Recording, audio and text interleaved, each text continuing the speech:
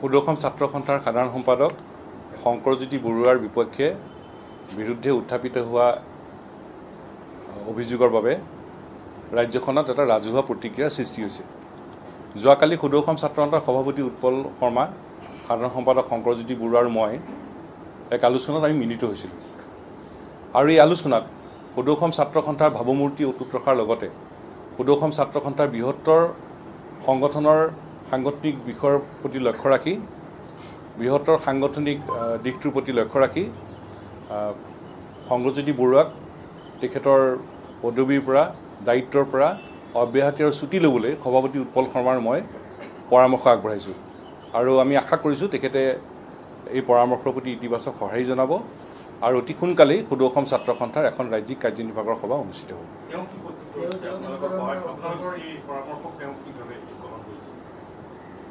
আমি সুদৰ্শন ছাত্ৰ সন্থাৰ ভাৱমূৰ্তি অটুট ৰখাৰ লগতে সুদৰ্শন ছাত্ৰ সন্থাৰ বৃহত্তৰ সাংগঠনিক স্বাৰ্থৰ প্ৰতি লক্ষ্য ৰাখি শংকৰজ্যোতি বৰুৱাক তেখেতৰ দায়িত্বৰ পৰা পদবীৰ পৰা অব্যাহতি আৰু ছুটি ল'বলৈ আমি পৰামৰ্শ আগবঢ়াইছোঁ। আৰু সুদৰ্শন ছাত্ৰ সন্থাৰ ভাৱমূৰ্তি অটুট ৰখাৰ লগতে সুদৰ্শন ছাত্ৰ সন্থাৰ বৃহত্তৰ সাংগঠনিক স্বাৰ্থৰ প্ৰতি লক্ষ্য ৰাখি শংকৰজ্যোতি বৰুৱাক তেখেতৰ দায়িত্বৰ পৰা অব্যাহতি আৰু ছুটি ল'বলৈ সুদৰ্শন ছাত্ৰ সন্থাৰ সভাপতি উৎপল শৰ্মা আৰু মই তেখেতক পৰামৰ্শ আগবঢ়াইছোঁ। আমি আশা কৰিছোঁ তেখেতে এই পৰামৰ্শৰ প্ৰতি ইতিবাচক সঁহাৰি জনাব আৰু অতি সোনকালেই সুদৰ্শন ছাত্ৰ সন্থাৰ এখন কেন্দ্ৰীয় কাৰ্যনিৰ্বাহকৰ সভা অনুষ্ঠিত হ'ব।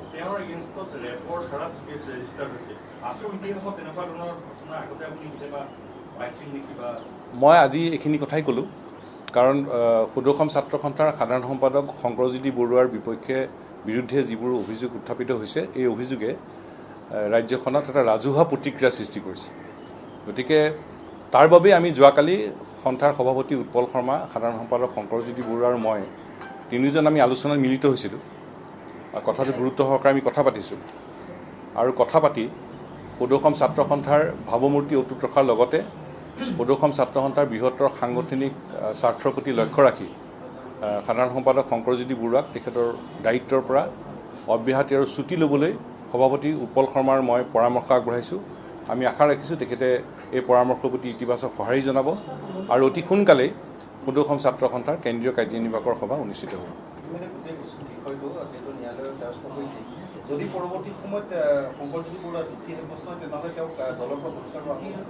আমি সুদৰ্শন ছাত্ৰ সন্থাৰ সাধাৰণ সম্পাদক শংকৰজ্যোতি বৰুৱাৰ বিৰুদ্ধে যিখিনি ৰাজহুৱা অভিযোগ উত্থাপিত হৈছে, সেই ৰাজহুৱা অভিযোগে ৰাজ্যখনত এটা ৰাজহুৱা প্ৰতিক্ৰিয়াৰ সৃষ্টি কৰিছে।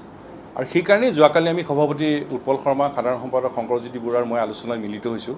বিষয়টো অতি গুৰুত্ব সহকাৰে আমি কথা পাতিছোঁ আৰু কথা পাতি সুদৰ্শন ছাত্ৰ সন্থাৰ ভাৱমূৰ্তি অটুট ৰখাৰ লগতে সুদৰ্শন ছাত্ৰ সন্থাৰ বৃহত্তৰ সাংগঠনিক স্বাৰ্থৰ প্ৰতি লক্ষ্য ৰাখি শংকৰজ্যোতি বৰুৱাক তেখেতৰ দায়িত্বৰ পৰা অব্যাহতিৰ ছুটি ল'বলৈ সন্থাৰ সভাপতি উৎপল শৰ্মা আৰু মই তেখেতক পৰামৰ্শ আগবঢ়াইছোঁ আৰু আমি আশা ৰাখিছোঁ তেখেতে পৰামৰ্শৰ প্ৰতি ইতিবাচক সঁহাৰি জনাব আৰু অতি সোনকালেই সুদৰ্শন ছাত্ৰ সন্থাৰ কেন্দ্ৰীয় কাৰ্যনিৰ্বাহকৰ সভা অনুষ্ঠিত হ'ব।